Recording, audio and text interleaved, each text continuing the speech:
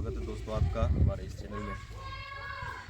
और जहाँ तक सवाल है कि हम और हमारा विद्यालय, पिछले वीडियो में मैंने आपको बताया था कि मैं उस विद्यालय में जा रहा हूँ जहाँ पर मैंने पढ़ाई लिखाई करी है, जहाँ से मैंने शिक्षा ग्रहण किया है।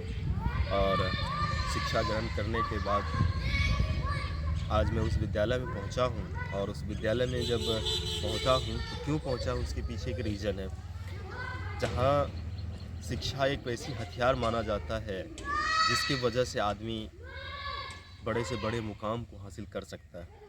हम आज उसी विद्यालय में आए हुए हैं जिस विद्यालय से कई सारे ऐसे महापुरुष निकले हैं जिन्होंने अपने परचम लहराया और ऊंचे ऊंचे ओहदे पर हैं। सवाल ये है कि आज के भविष्य में और आज के देश के इस रणनीति में जहां हमारा देश जूझ रहा है, यहाँ विकास और सब देशों की अपेक्षा हमारा विकास देश काफ़ी नीचे स्तर पर जा रहा है, जहाँ पर व्यवस्थाएं काफ़ी लचीली प्रतीत हो रही है, जहाँ की व्यवस्थाएं काफ़ी डामाडोल स्थिति में पहुँच गई है। शिक्षा तो साफ ख़त्म ही हो चुकी है। अगर आज बच्चे शिक्षित ना होंगे तो फिर वो आगे करेंगे कैसे, क्या करेंगे वो? क्योंकि शिक्षा वो चीज़ होता है जिसके दम पर आप हमेशा कहीं ना कहीं, कभी न कभी, किसी न किसी बहाने से किसी भी व्यक्ति से सवाल पूछ सकते हैं, पूछने की आज़ादी देती है और सही गलत परख करने की आपको एबिलिटी प्रदान करती है। एजुकेशन छोड़कर प्राइवेट विद्यालय में क्यों जाते हैं? इसके पीछे रीज़न है क्योंकि वहाँ पर व्यवस्थाएं उसको नहीं मिल पाती है। सरकारी विद्यालय में जहाँ पर सरकार बहुत सारी फैसिलिटियाँ देती है, उस फैसिलिटी को धरातल स्तर पर नहीं देखा जाता है। धरातल में आप उस स्थिति को देखेंगे ही नहीं। ठीक है, तो बच्चा फिर जो एजुकेशन चाहते हैं, पढ़ना चाहते हैं, जो बच्चा पढ़ना चाहते हैं वो विद्यालय आते देखते हैं यहाँ पर कोई स्थिति है ही नहीं, मतलब किसी प्रकार की कोई सुविधा ही नहीं है।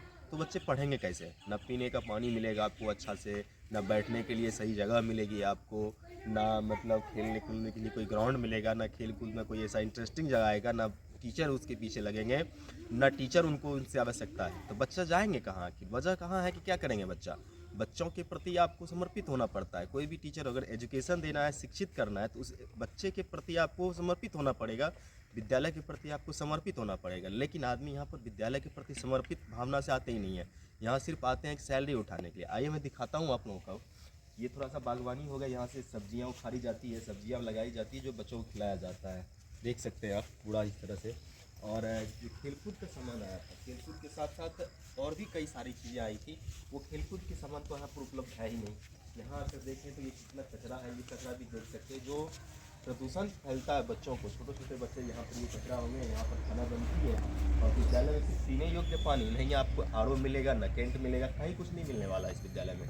ठीक है, और ये हमारा विद्यालय। और विद्यालय में यहाँ टाइल्स की बात आती है, इंफ्रास्ट्रक्चर की। इंफ्रास्ट्रक्चर ज़रा से देख लीजिए, इंफ्रास्ट्रक्चर क्या है। ये सीढ़ियाँ हैं और इस सीढ़ियाँ ये मेन्यू है। और मेन्यू का तो बात ही मत किया जाए क्योंकि मेन्यू में जो दिखा है सिर्फ लिखा हुआ है, ऑन पेपर चलता है, धरातल पे कुछ मिलता नहीं है, मिलेगा भी नहीं। क्योंकि इस पर सवाल अगर आप उठाओगे तो कहीं ना कहीं किसी न किसी बहाने से आपके ऊपर वो गाज गिराने वाले हैं, आपको हार्म पहुंचाने वाले हैं और हार्म पहुंचाई जाएगी। मैं इस सब चीज़ से परे आ चुका हूँ क्योंकि मुझे परवाह नहीं है, क्योंकि हमें अपना समाज को सुधारना है। यदि समाज को शिक्षित करेंगे, समाज मेरा शिक्षित होगा तो आज नहीं तो कल कोई और, ना कोई मैं नहीं तो कोई और सवाल उठाएगा ज़रूर। क्योंकि सरकार भी नहीं चाहती है कि इंफ्रास्ट्रक्चर सही हो, बच्चे विद्यालय आए, विद्यालय में पढ़ाई हो, बच्चे पढ़ें। क्योंकि गरीब तबका के लोग जो होंगे ना, वो भी इसी सरकारी विद्यालय में आएंगे। अमीर घराने के बच्चे तब बाहर पढ़ लेंगे, लेकिन गरीब तबका के बच्चे इसी विद्यालय में आगे पढ़ेंगे। और इस विद्यालय में पढ़ेंगे तो यहाँ पढ़ाई नहीं देंगे उसको, क्योंकि गरीब का बच्चा पढ़ेगा ही नहीं। फिर गरीब का बच्चा अगर पढ़ लेगा तो फिर वो सवाल पूछेगा, सरकार जवाब नहीं दे पाएगी, नौकरी नहीं मिल पाएगा उनको। और भी हम सब, क्योंकि ये हमारा 10+ है, इंटर लेवल का ये विद्यालय है। और इंटर लेवल के इस विद्यालय में आप देख सकते हैं कि क्या क्या फैसिलिटियाँ मिल रही है। हमारा शौचालय, जरा देख लीजिए शौचालय को। और शौचालय का इंफ्रास्ट्रक्चर हमेशा ताला लॉक रहता है, क्योंकि ये देखने के लिए है कि बच्चे जाएंगे, लेकिन बच्चे इसमें जाते नहीं हैं। बच्चों के लिए शौचालय ये नहीं है, ये टीचर के लिए शौचालय है, और टीचर ही इसमें जाएंगे और वो भी ताला लॉक ही रहेंगे, हम सब खुलने वाले हैं नहीं। ठीक है, ये भी हमारा इंफ्रास्ट्रक्चर है, ये भी है। यहाँ पर भी देख सकते हैं, ये स्टोर रूम हो जाता है, यहाँ से चावल रखा जाता है। और अब इधर चावल की जब बात आती है तो हर विद्यालय में, चाहे जहाँ भी हो, कुछ न कुछ आप सबको पता ही है कि क्या होता है, कैसे होता है। बताने की ज़्यादा आवश्यकता है नहीं, और मैं बताऊँगा भी नहीं, आप खुद समझदार हैं, आप लोग खुद जान सकते हैं। ये मेन बिल्डिंग है हमारे एजुकेशन का, और मेन बिल्डिंग यहाँ पर पढ़ाई होती है। और यहीं पर बच्चे लोग पढ़ते हैं।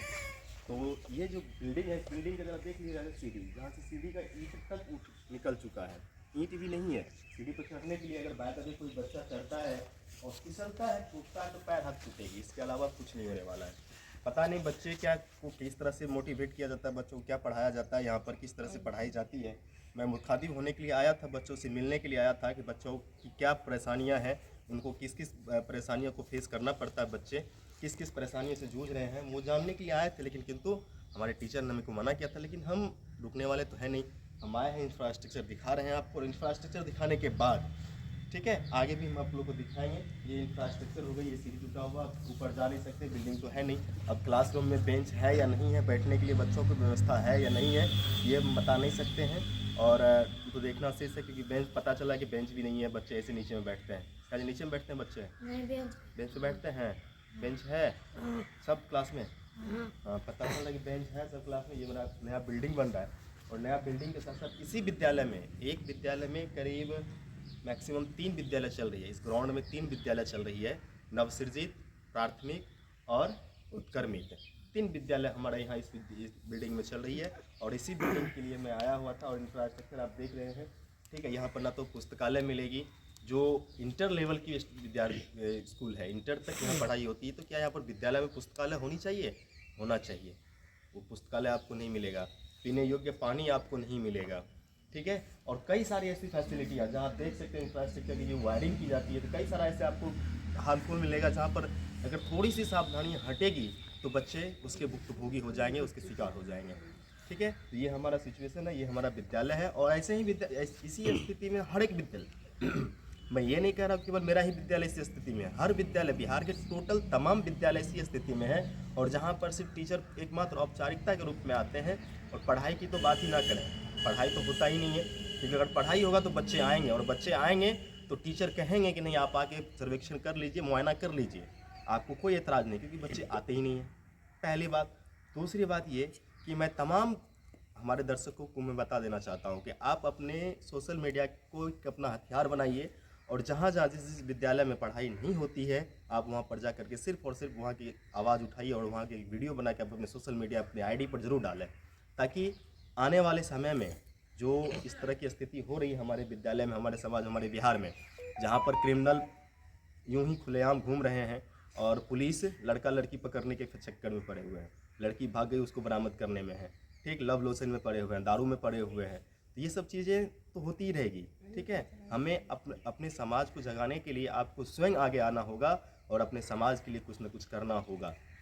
अगर आप एजुकेटेड हैं, आपके पास शिक्षा है, तो शिक्षा का सदुपयोग करें, और सही जानकारी को अपने बच्चों को और अपने समाज के लोगों को दिखाने का प्रयास करें, ताकि आने वाले समय में, आने वाले भविष्य में ये सब व्यवस्थाएं सुदृढ़ हो सके।